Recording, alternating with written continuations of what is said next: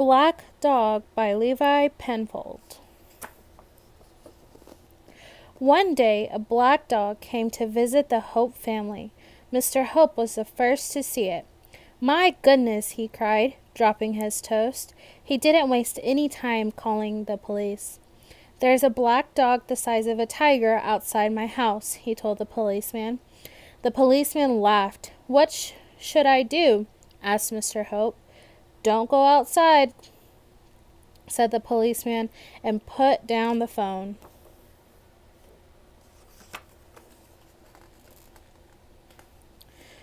Mrs. Hope was next to get up. "My goodness," she cried, dropping her mug of tea. She didn't waste any time in calling Mr. Hope. "Did you know there's a black dog the size of an elephant outside?" she yelled.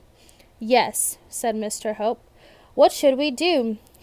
asked Mrs. Hope. "Turn out the lights so it doesn't know we're here," said Mr. Hope.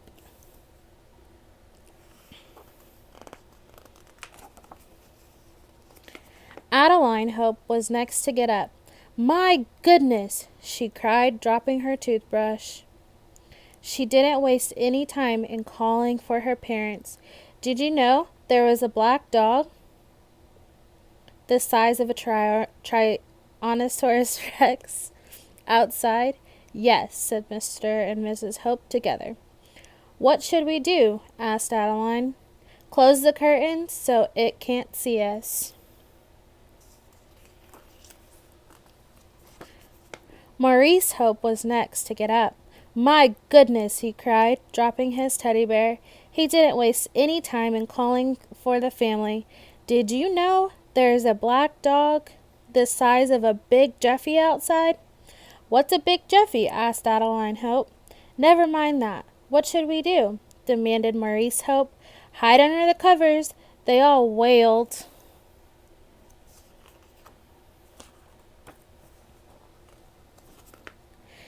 It was then that the youngest member of the Hope family, called Small for short, noticed that there was something going on.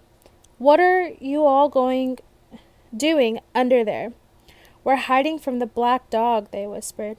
"Oh, you are such sillies," said Small, opening the front door. "Don't go out there," cried her family. "This sound will eat you up. It'll munch your head, it'll crunch your bones." But Small went anyway.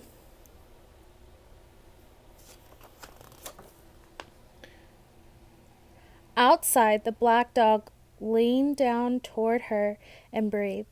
"Golly, you are big," said Small. "What are you doing here, you guffin?" The black dog snuffed at her.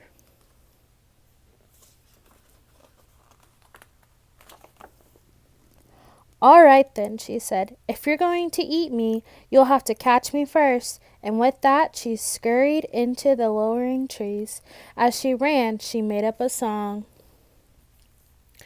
"You can't follow where I go unless you shrink, or don't you know?" The black dog followed. As Small hurried toward the frozen pond under the little bridge and over the ice, she sang, "Your paws are thick, ice is thin, a great big dog might just fall in." And the black dog followed. Next, she scuttled through the playground, down the slide, and around the merry-go-round singing, "You might be big, I may be small, but I'm not afraid of you at all." And still the black dog followed.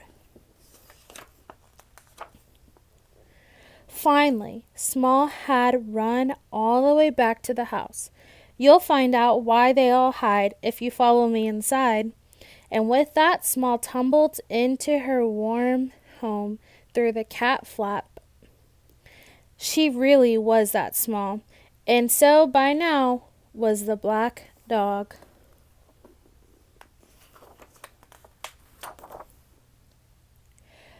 Inside, Small grabbed a laundry basket, and as the black dog scrambled in behind her, she covered him with a loud "Ha!" Just then the rest of the Hope family popped up from behind their barricade.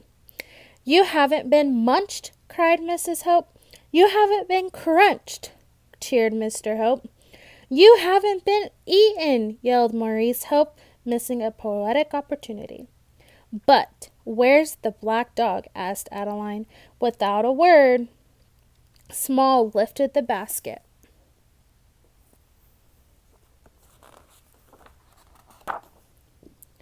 The rest of the Hope family was extremely pleased to see the black dog was neither as huge nor as scary as they had feared. "He doesn't seem fierce at all, now that I really look at him," said Mr. Hope. The rest of the family agreed. "We were silly," said Adeline. "Only Small knew the right thing to do." Everyone was quiet for a while, thinking about how brave Small had been. "You've got a lot of courage facing up to a big, fearsome thing like that," said Mrs. Hope.